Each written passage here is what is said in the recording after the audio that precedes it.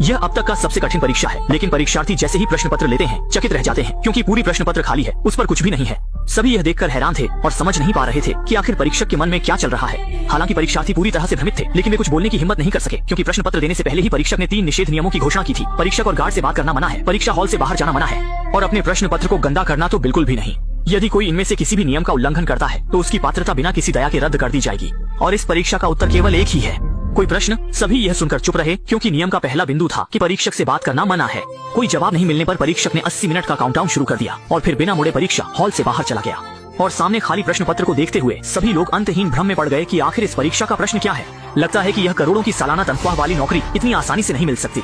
समय के एक एक पल बीतते ही एक काले बालों वाली महिला से अब और नहीं रुका जा रहा था, और उसने सोचा कि कंपनी उसे एक बायोडाटा लिखने के लिए कह रही है। लेकिन जैसे ही उसने लिखना शुरू किया, गार्ड सीधे उसके पास आ गया और बिना कुछ कहे उसे परीक्षा हॉल से बाहर कर दिया। असल में उसने परीक्षा के तीसरे नियम का उल्लंघन किया था, उसने अपने प्रश्न पत्र को गंदा कर दिया था।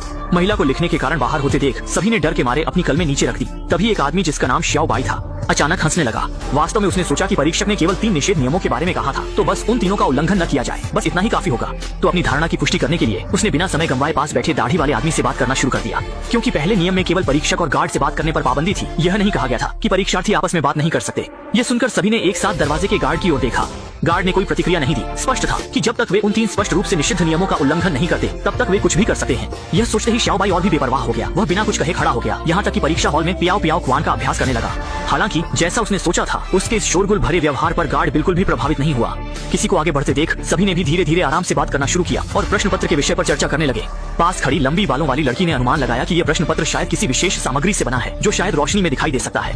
यह सुनकर सभी को भी यह विचार सही लगा और वे सभी प्रश्न पत्र लेकर लाइट के पास गए, यह देखने के लिए कि क्या प्रश्न पत्र पर कुछ दिखाई देता है। लेकिन तमाम कोशिशों के बाद भी प्रश्न पत्र में फिर भी कोई प्रतिक्रिया नहीं हुई। जब सभी लोग रोशनी को अस्वीकार करने की तैयारी कर रहे थे, तब छोटे काले ने सोचा कि शायद यह लाइट सही नहीं है, हो सकता है कि अल्ट्रावायलेट या इंफ्रारेड लाइट ही काम करे। लेकिन मुख्य प्रश्न ये है कि ऐसी लाइट कहाँ से लाएं? तभी सुनहरे बालों वाली लड़की को अचानक ध्यान आया कि इतनी बड़ी कंपनी ने निश्चित रूप से इमरजेंसी लाइट लगाई होगी। इमरजेंसी लाइट को चालू करने के लिए आपको एक इमरजेंसी स्थिति बनानी होगी। सभी ने तुरंत सहमति जताई और तुरंत कार्रवाई करने का फैसला किया। उन्होंने स्टूल की टांगों का उपयोग करके कमरे की सभी लाइटें तोड़ दी, जिससे कमरा अंधेरे में डूब गया। अगले ही पल इमरजेंसी लाइटें जल उठी और सभी ने उत्साह से प्रश्न पत्रों को लाइट के सामने रखा, लेकिन परिणाम निराशाजनक था। प्रश्न पत्र में फिर भी कोई प्रतिक्रिया नहीं हुई। क्या हो सकता है कि हमने सही लाइट नहीं पाई? इस समय एक चश्मा पहने लड़की ने देखा कि लाइट की पट्टी का ऊपरी हिस्सा नहीं चल रहा था, तो उसने उसे फिर से तोड़ दिया और एक नारंगी रंग की रोशनी निकली। सभी ने उस रोशनी के सामने प्रश्न पत्र रखकर ध्यान से जांच की, लेकिन कुछ भी असामान्य नहीं पाया। यह स्पष्ट था कि प्रश्न पत्र का प्रकाश से कोई संबंध नहीं था। समय केवल 60 मिनट शेष था। तभी श्याओ बाई के दिमाग में एक विचार आया और उसने तुरंत उस महिला का प्रश्न पत्र उठाया जो बाहर हो चुकी थी। परीक्षक ने केवल यह कहा था कि अपने प्रश्न पत्र को गंदा करना मना है। उसने यह नहीं कहा था कि दूसरे के प्रश्न पत्र को गंदा नहीं कर सकते, और वैसे भी वह महिला पहले ही बाहर हो चुकी थी।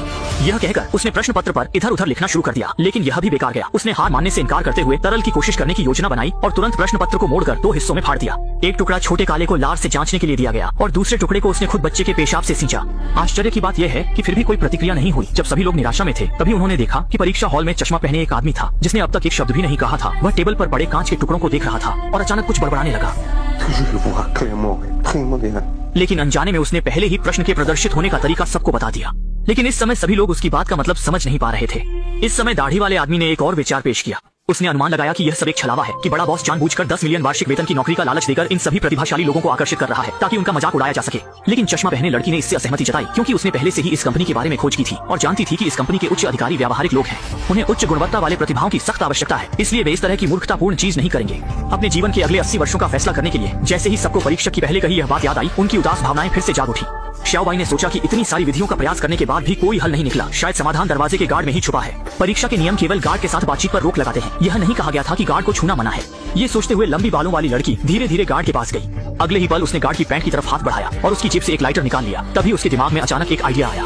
दरअसल लंबी बालों वाली लड़की लाइटर का उपयोग करके ऊपर लगे स्मोक डिटेक्टर को सक्रिय करना चाहती थी, ताकि छिड़काव प्रणाली से पानी निकल सके। लेकिन छोटे काले ने सोचा कि यह काम नहीं करेगा, क्योंकि पहले भी सभी ने मूत्र का प्रयोग किया था और यह बिल्कुल भी काम नहीं आया। लेकिन लंबी बालों वाली लड़की ने कहा, क्या पता उसमें पानी की जगह कुछ और भरा हो, जो प्रश्न पत्र के प्रश्न को प्रदर्शित कर सके।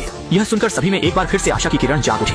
लंबी बालों वाली लड़की बिना कुछ कहे टेबल पर चढ़ गई और लाइटर को ऊपर उठाकर स्मोक डिटेक्टर को सक्रिय करने की कोशिश करने लगी, लेकिन दूरी थोड़ी कम थी। श्याओ बाई ने यह देख तुरंत प्रश्न पत्र उठाया और उसकी ऊंचाई का उपयोग करके थोड़ी ही देर में छिड़काव प्रणाली को सक्रिय कर दिया। लेकिन सभी को निराशा हुई जब इसमें से कुछ भी प्रदर्शित करने वाला तरल नहीं, बल्कि साधारण नल का पानी ही निकला।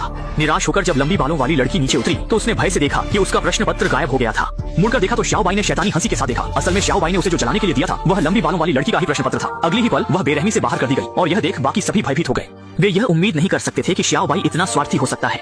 गुस्से में छोटा काला तुरंत उसे सबक सिखाने के लिए आगे बढ़ा, लेकिन गलती से उसने आवाज से सक्रिय होने वाली लाइट को चालू कर दिया।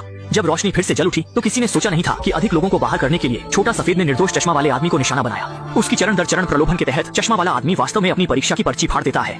ये दृश्य देखकर हालांकि सभी को लगा कि यह बहुत अनैतिक है, लेकिन सबने इसे स्वीकार किया क्योंकि इससे जीत की संभावना बढ़ गई थी। लेकिन छोटा काला अब और सहन नहीं कर सका, इसलिए उसने तुरंत एक जोरदार मुक्का मारा। इस धोखेबाज को और लोगों को धोखा देने से रोकने के लिए उसे टाई से कुर्सी पर बांध दिया और उसके मुंह में बदबूदार जुराबें डाल दी। लेकिन छोटा काला अब भी सुरक्षित महसूस नहीं कर रहा था और उसे दरवाजे से बाहर निकालने की तैयारी कर रहा था। किसी को क्या पता, उस समय सुनहरे बालों वाली लड़की ने बोलना शुरू किया, क्योंकि परीक्षक पहले ही कह चुका था कि केवल परीक्षार्थी स्वतः परीक्षा कक्ष से बाहर निकलने पर ही बाहर माना जाएगा। ऐसे में जबरन किसी को बाहर निकालने से खुद भी मुसीबत में पड़ सकते हैं। छोटा काला यह सुनकर तुरंत हाथ नहीं बढ़ा सका। इसके बाद उसने तुरंत छोटा सफेद की परीक्षा की पर्ची उठाई, फिर उसका हाथ उठाया और उसे अपनी परीक्षा की पर्ची खराब करने के लिए बहकाया। लेकिन ठीक उस महत्वपूर्ण समय पर छोटा सफेद जाग गया। जागने के बाद वह नाराज नहीं हुआ, लेकिन लगातार यह बताने लगा कि उसे दवा की जरूरत है। असल में छोटा सफेद एक दुर्लभ बीमारी से पीड़ित है और हर घंटे एक बार दवा लेनी होती है, और वह इस कंपनी के लिए साक्षात्कार इसलिए दे रहा था क्योंकि वह दवा जो उसे चाहिए थी वह इस कंपनी द्वारा निर्मित होती है और कर्मचारियों को 50% की छूट भी मिलती है। लेकिन छोटा काला उसे झूठा समझता था और बिल्कुल भी विश्वास नहीं करता था। किसी को क्या पता, छोटा सफेद ने कहा कि यदि उसे दवा खाने दी जाए तो वह चुपचाप परीक्षा से बाहर निकल जाएगा। यह सुनकर छोटा काला उसकी जेब में दवा ढूंढने लगा, लेकिन पूरे शरीर को खोजने के बावजूद कहीं भी दवा का पता नहीं चला। छोटा सफेद ने तुरंत मान लिया कि जब वह बेहोश था तो किसी ने उसकी दवा चुपचाप चुरा ली थी, लेकिन छोटा काला बिल्कुल भी विश्वास नहीं करता था। अगर तुम्हें ऐंठन होने लगती है तो हमें पता चल जाएगा कि तुम सच कह रहे हो। देखते ही छोटा सफेद पूरी तरह से बेहोश हो गया। तभी सभी संतुष्ट हुए।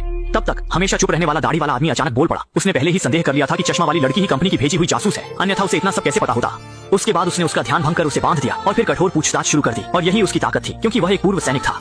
चश्मा वाली लड़की ने स्वीकार किया कि वह सिर्फ यहाँ की एचआर है और उसने संयोगवश सुना था कि कंपनी इस पद के लिए भर्ती कर रही है, अधिक ऊंचाई तक पहुंचने के लिए। इसलिए वह प्रमोशन परीक्षा में शामिल होने आई थी, लेकिन उसने यह नहीं सोचा था कि उच्च पदाधिकारी उसे और नए आने वाले को एक साथ रख देंगे। जब चश्मा वाली लड़की सच कहने से इनकार करती रही तो दाढ़ी वाले आदमी ने तुरंत उसकी परीक्षा की उत्तर पुस्तिका ली, फिर अपनी उंगली काटी और चश्मा वाली लड़की की जांघ को भी घायल कर दिया।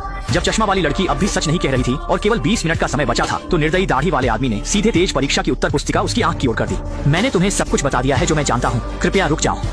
अभिभूत चश्मा वाली लड़की को देखते हुए दाढ़ी वाले आदमी को विश्वास हो गया कि वह झूठ नहीं बोल रही थी, क्योंकि वह विश्वास करता था कि इंसान की आंखें झूठ नहीं बोलती। लेकिन इसी समय टेबल पर रखा छोटा सफेद अचानक तेजी से झटके खाने लगा। यह स्पष्ट था कि छोटा सफेद वास्तव में एक दुर्लभ बीमारी से पीड़ित था। लेकिन अब संकट की स्थिति यह है कि छोटे सफेद की जीवन रक्षक गोली गायब हो गई थी। तब सुनहरे बालों वाली लड़की ने कहा कि चूंकि सभी एक दूसरे पर शक कर रहे हैं तो एक दूसरे की तलाशी लो और देखो कि किसने दवा चुराई है। लेकिन खोजबीन के बाद भी कोई दवा नहीं मिली और परीक्षा के खत्म होने में केवल 15 मिनट बचे थे। इस समय सावधान चश्मा वाली लड़की ने देखा कि दाढ़ी वाला आदमी जब से परीक्षा कक्ष में आया है तब से लगातार च्युइंग गम चबा रहा है। दूसरे को छुपाते हुए देखकर ऐसा लग रहा था कि वह कुछ छिपा रहा है। तब वह सीधे दाढ़ी वाले आदमी की सीट पर गया और निश्चित रूप से टेबल के नीचे एक च्युइंग गम पाया जिसमें एक गोली लिपटी हुई थी। मूल रूप से दाढ़ी वाला आदमी ने छोटे सफेद के बेहोश होने का फायदा उठाकर उसकी दवा चुपके से चुरा ली थी। लेकिन जब चश्मा वाली लड़की उसे छोटे सफेद को देने की तैयारी कर रही थी तब दाढ़ी वाले आदमी ने उसे एक झटका दिया और गोली गलती से सीवेज में गिर गई। छोटे काले ने यह देखा और तुरंत हाथ बढ़ाकर उसे उठाने की कोशिश की, लेकिन अंतर बहुत संकीर्ण था। 2 महिलाएं कोशिश कर रही थी लेकिन ये काम नहीं आया। उसी समय छोटे सफेद की स्थिति और भी खराब हो गई और उसके नासिका से खून बहने लगा। जब यह लगने लगा कि स्थिति जीवन के लिए खतरा बन रही है, चिंतित चश्मा वाली लड़की ने तुरंत परीक्षा अधिकारी से मदद मांगी, लेकिन यह पहले नियम का उल्लंघन था। अंत में उसे गार्ड द्वारा बेरहमी से बाहर निकाल दिया गया। इस समय सुनहरे बालों वाली लड़की ने अचानक अपने सिर पर लगे हेयर क्लिप के बारे में सोचा और फिर उसने गोली को क्लिप से बाहर निकाल लिया। जैसे ही उसे दवा खिलाई गई, छोटे सफेद ने दवा खाते ही तुरंत चमत्कारी रूप से सुधरना शुरू कर दिया। वह जानता था कि दाढ़ी वाले आदमी ने उसकी दवा चुरा ली थी, लेकिन अभी हिसाब चुकाने का समय नहीं था क्योंकि परीक्षा खत्म होने में केवल 10 मिनट बचे थे। उसे एहसास हुआ कि अगर वह अंत तक जीतना चाहता है तो उसे अन्य प्रतिभागियों को बाहर करना होगा। अचानक उसने गार्ड की कमर पर लटकती पिस्तौल की ओर देखा। छोटे काले ने तुरंत ही समझ लिया कि वह क्या करना चाहता है। दोनों तुरंत ही भागने लगे। छोटे काले ने दूसरे को धक्का देकर सफलतापूर्वक पिस्तौल ले ली और छोटे सफेद को धमकी दी कि बेहतर होगा कि वह कुछ न करे। लेकिन छोटे सफेद ने एक ही नजर में देख लिया कि दूसरा व्यक्ति गोली चलाने की हिम्मत नहीं कर रहा था, यहाँ तक कि वह और भी करीब आ गया। मत करो।